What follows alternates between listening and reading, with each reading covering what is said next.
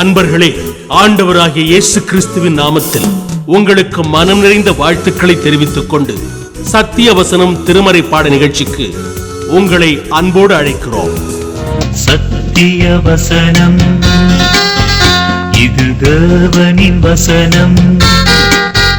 நாம் சோர்ந்து போகையில் கரம் கொடுக்கும் நம் தேவனின் வசனம், நம் தேவனின் வசனம். அப்போஸ்தலனாகிய பவுல் கொலோசையருக்கு எழுதின நிருபம் 3ஆம் அதிகாரம் 5.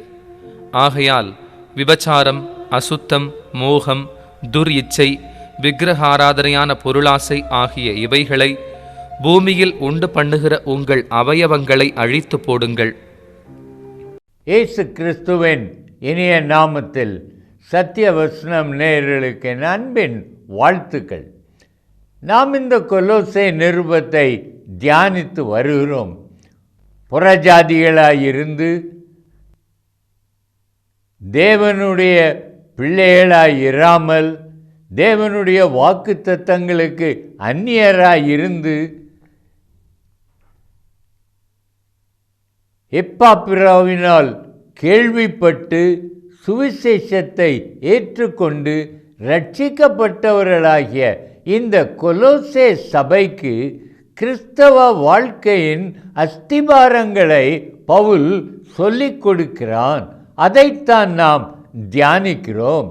இந்த 5ஆம் வசனத்திலே என்ன ஒரு காரியம் இருக்கிறது என்றால், அசுத்தம், மோகம், காம விகாரம், துர்ச்சை, விக்கிரகாராதனை ஆகிய பொருளாசை இவைகளை பூமியிலே உண்டு பண்ணுகிற உங்கள் அவயவங்களை அழித்து போடுங்கள். ஒன்று சொல்லுவார்கள்,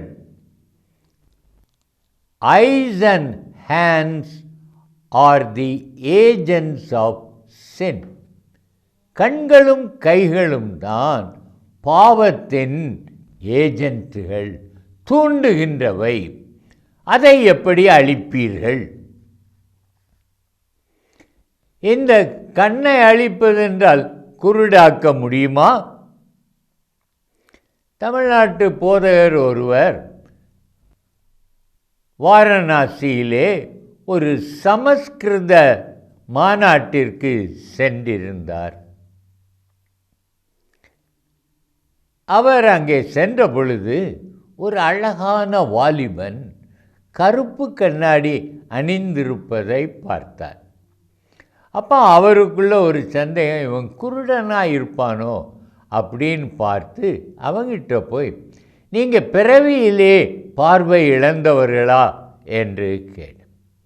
அப்பொழுது அவன் சொன்னான், இல்லை, என் கண்கள் எல்லா பெண்களையும் பார்க்குது, ஆபாச எண்ணங்கள் என் மனசில் வருது, ஆகையால் அதிலிருந்து விடுபடுறதுக்காக கையில் 2 ஆணிகளை எடுத்து என் 2 கண்களையும் நானே குத்தி கொண்டேன் என்றான்.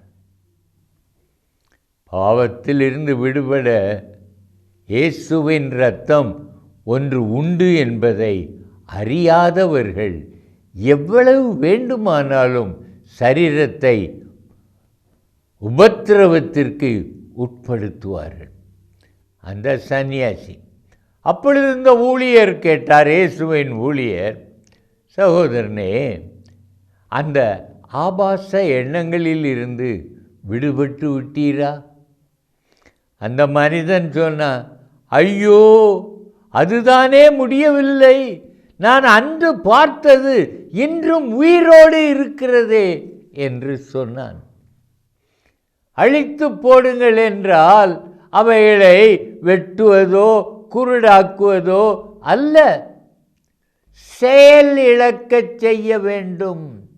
பரிசுத்த ஆவியின் பலத்தினால் அதே கண்களை புதிய கண்களாக, புது சிருஷ்டியின் கண்களாக மாற்றி எதை பார்த்தாலும் தவறான எண்ணங்கள் மனதிலே தோன்றாதபடிக்கு இருதயத்திலே ஒரு உறுதியை உண்டாக்க வேண்டும்.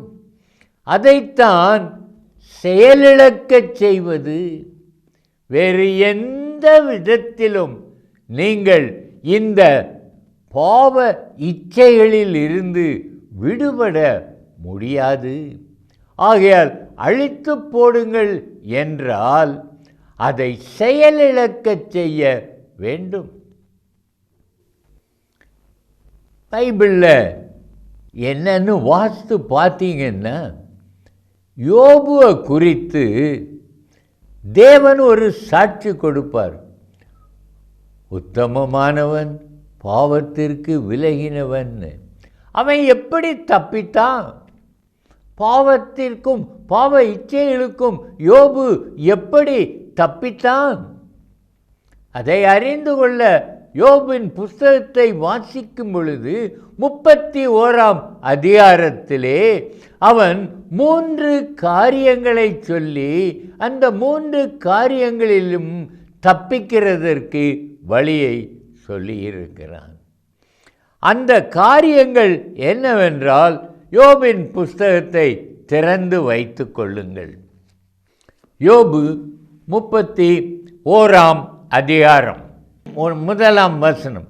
என் கண்களோடு உடன்படிக்கை பண்ணின நான் ஒரு கன்னிகையின் மேல் நினைப்பாயிருப்பது எப்படி? யாரோ ஒரு பெண், அவளை நான் கண்களால் இச்சிக்கிறேன் என்பது அவளுக்கு தெரியாமலே இருக்கலாம். ஆனால் என் சரீரமோ அந்த காட்சியையும் அவள் உருவத்தையும் அடிக்கடி நினைத்து கொண்டே இருப்பதால் இருதயத்தில் ஆழமாக பதிந்து விடுகிறது. அந்த இருதயத்தில் இருந்து விபச்சாரங்களும் வேசித்தனங்களும் ஆகிய பொல்லாத எண்ணங்கள் வந்து கொண்டே இருக்கிறது. இதில் இருந்து எப்படி தப்பிப்பது? அதைத்தான் அவன் சொல்லுகிறான்.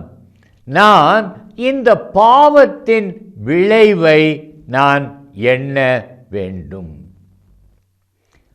தப்பிக்கிறதற்கு ஒரு வழி என்னவென்றால், நான் பாருங்கள், ஒரு மனிதன் இருக்கிறான். ஒரு எய்ட்ஸ் நோய் உள்ள ஒரு பெண் இருக்கிறாள். இவன் அவளோடு உறவு கொள்வானா? நிச்சயமாய் தெரியும், உறவு கொண்டால் தனக்கு எய்ட்ஸ் வரும், சமுதாயத்தால் நான் புறக்கணிக்கப்படுவேன், குடும்பத்திற்குள் நான் இருக்க முடியாது. தன்னை அடக்கி அந்த பாவத்திலிருந்து விடுபடுகிறான். இதுதான் பாவத்தின் விளைவை நினைத்து பார். யோபு 21ஆம் அதிகாரம் 19ஆம் வசனத்திலே யோபு அறிந்த ஒரு விளைவை சொல்லுகிறான். பாருங்கள், யோபு 21:19ஆம் வசனம், 19-20.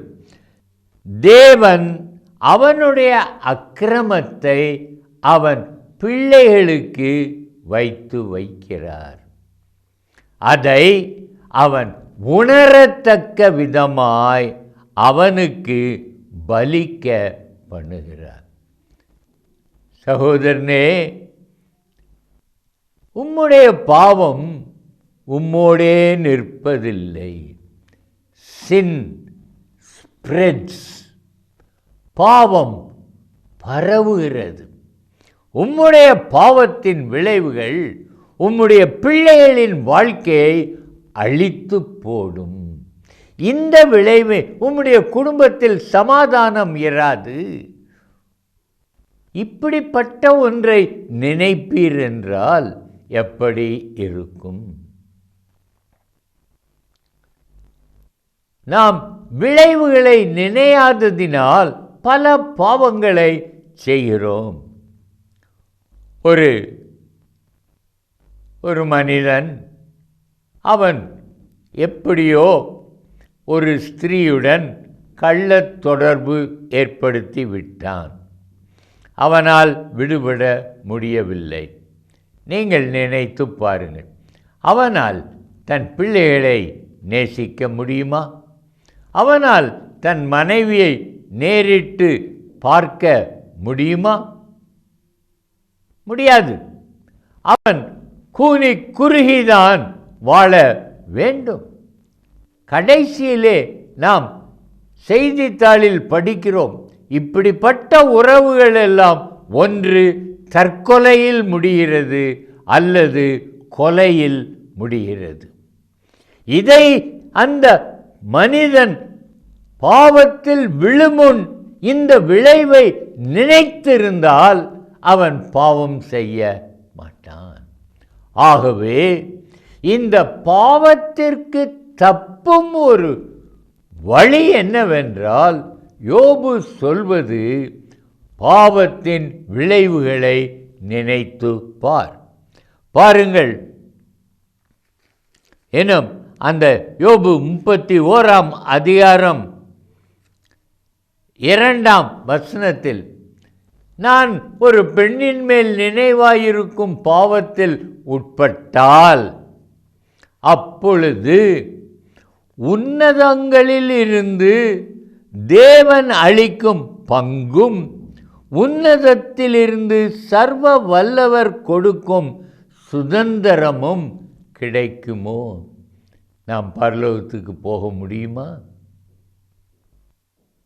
சகோதரனே, விளைவுகளை நினைத்து பாரும். அதை நினைக்கும் பொழுதுதான் பாவத்திலிருந்து நீர் விடுபட முடியும். வேறு வழியே இல்லை. ஆகையால் அவயவங்களை அழித்து போடுங்கள் என்றால் ஒரு வழி பாவத்தின் விளைவை அறிந்து கொள்ளும். உமக்கும் தேவனுக்கும் இடையில் பிள்ளை தகப்பன் என்கிற உறவு அருந்து போகும். கெட்ட குமாரனைப் போல் தூர தேசத்தில் போய் துன்மார்க்கமாய் ஜீவிப்பீர் என்றால் பன்றிகளோடு தான் நீர் தங்க வேண்டும். அவைகளின் சாப்பாட்டைத்தான் நீர் சாப்பிட விரும்புவீர், கிடைக்காது. ஆனால் மனம் திரும்பி தகப்பனிடத்தில் வந்து பாவத்தை அறிக்கை செய்தால் மறுபடியும் மகனாக ஏற்றுக்கொள்ளப்படுவீர். ஆகையால் சகோதரனே, சகோதரியே, இந்த பாவத்தில் நீ ஈடுபட்டிருந்தால் இன்றைக்கே மனம் திரும்பி உன் பிதாவாகிய தேவனிடத்திற்கு மனம் திரும்பு. அதுதான் இந்த பாவத்திலிருந்து விடுபடும் வழி. நீ மனம் திரும்பும் பொழுது என்ன நடக்கும் என்றால், நீ பூரண சமாதானத்தை பெற்றுக்கொள்வாய். இந்த யோபு 22 அதிகாரம் 23 வாசியுங்கள். தயவு செய்து வேதத்தை எடுத்து அந்த வசனத்தை வாசியுங்கள். நீர் சர்வ வல்லவரிடத்தில் மனம் திரும்பினால் திரும்ப கட்டப்படுவீர். எந்த பிள்ளைகளை உம்மால் நேசிக்க முடியவில்லையோ அந்த பிள்ளைகளுக்காகவே வாழ ஆரம்பிப்பீர். எந்த மனைவியை உம்மாலே பார்க்க முடியவில்லையோ அந்த மனைவியோடு இசைந்திருப்பீர். குடும்பத்தில் மறுபடியும் சந்தோஷம், திரும்ப கட்டப்படுவீர். நீர் இழந்ததை எல்லாம் பெற்று சந்தோஷமாய் வாழுவீர். அங்கே பாருங்கள், அக்கிரமத்தை உமது கூடாரத்துக்கு தூரம் ஆக்குவீர். உங்கள் வீட்டுக்குள்ள பாவம் இருக்க முடியாது. மனம் திரும்புங்கள், அதுதான் வழி. பாவத்தில் இருந்து விடுபட யோபு நமக்கு சொல்லும் வழி இதுதான். அப்பொழுது உன்னதங்களிலிருந்து தேவன் அளிக்கும் பங்கும், அந்த பங்கு என்ன? ஒளியில் உள்ள பரிசுத்தவான்களோடு இருக்கும் சுதந்திரம். அதுதான் தேவன் அளிக்கும் பங்கு. பரலோகத்திலே ஒரு வீடு தேவன் அளிக்கும் பங்கு. சகோதரனே, அந்த பாவத்திலிருந்து நீர் விடுபட இதுதான் வழி. அடுத்தாற்போல் இரண்டாவதாக அவன் சொல்லும் காரியம் என்னவென்றால் 7ஆம் வசனம், வழியை விட்டு விலகினதும் என் இருதயம் என் கண்களை பின்தொடர்ந்ததும் ஏதாகிலும் ஒரு மாசு என் கைகளில் ஒட்டி கொண்டதும் உண்டானால். ஒரு பாவம் கை தொடுகிறது, அந்த நேரத்திலே எல்லாமே மாறிவிடுகிறது. எதிர்பாராமல் நடக்கிற ஒரு தொடுதல் தான், ஆனால் அதன் விளைவுகளோ பயங்கரமாக இருக்கிறது. அதைத்தான் யோபு சொல்லுகிறான். அது அப்படி ஒரு காரியம் நடந்ததென்றால் என் நடைகள் வழியை விட்டு விலகினதும் நமக்கு நல்லா தெரியும். நேரான வழியை விட்டு குறுக்கு வழிகளில் குறுக்கு சந்துகளில் போகிறவனுடைய முடிவு நீதிமொழிகளில் சொல்லப்பட்டுள்ளது. அம்பு அவன் ஈரலை பிளந்தது. நமக்கு அந்த முடிவு வேண்டாம். நம்முடைய பாவங்களை மன்னிக்க இயேசு கிறிஸ்து இரத்தம் சிந்தியிருக்கிறார். அதன் விளைவு என்ன என்பதை யோபு 8ஆம் வசனத்திலே சொல்லுகிறான். பாருங்கள், அப்பொழுது நான் விதைத்ததை வேறொருவன் புசிப்பானாக, என் பயிர்கள் வேறற்று போக கடவது. பாருங்கள், அது ஒரு பயங்கரமான ஒரு விளைவை உண்டு பண்ணுகிறது. பாவத்தின் விளைவு பயங்கரம். என்னுடைய கையின் பிரயாசத்தை சாப்பிடுவேன் என்பது திருமணத்தில் எனக்கு கிடைத்த ஒரு ஆசீர்வாதம். ஆனால் என்றைக்கு நான் வழி விலகி என் இருதயம் என் கண்களை பின்தொடர்ந்து என் கைகளில் ஒரு மாசு ஒட்டிக்கொள்ளும் என்றால் அந்த ஆசீர்வாதம் சாபமாகி என் குடும்பத்தை அக்கினியாய் பட்சித்து போடும். அப்படி என்றால் என்ன செய்வது? அதற்கு தப்பும் வழி என்னவென்றால் சங்கீதம் 119:11 அது என்ன சொல்லுகிறது? உமக்கு விரோதமாக நான் பாவம் செய்யாதபடிக்கு உமது வாக்கை என் இருதயத்தில் வைத்தேன். தேவனுக்கு விரோதமாக பாவம் செய்யாதிருக்க வேண்டுமென்றால் என் இருதயம் கண்களை பின்தொடராமல் இருக்க வேண்டுமென்றால் என் இருதயம் தேவனுடைய வசனத்தினால் நிறைந்திருக்க வேண்டும். காலையில் எழுந்தவுடன் வேதம் வாசியும், இரவில் படுக்கைக்கு போகும் முன்னதாக வேதம் வாசியும், பிள்ளைகளை உட்கார வைத்து வேதம் வாசிக்க சொல்லும், கூடி ஜெபம் பண்ணும். அப்பொழுதுதான் நீர் தப்பிக்க முடியும். உம்முடைய பரிசுத்தம் உம்முடைய பிள்ளைகளுக்கு ஆசீர்வாதமாய் வரும். இது இரண்டாவது வழி. நினைவுகளில் உள்ள பாவம். பிரசங்கி 3:17 அவன் சொல்லுவான், சகல செய்கைகளையும் சகல எண்ணங்களையும் நியாயம் தீர்க்கும் காலம் இருக்கிறது. மத்தேயு 5:28 இயேசு சொன்னார், இச்சையோடு பார்க்கிற ஒருவன் செய்தாயிற்று. He has committed adultery. ஆகையால் ஜாக்கிரதையாய் வாழுங்கள்.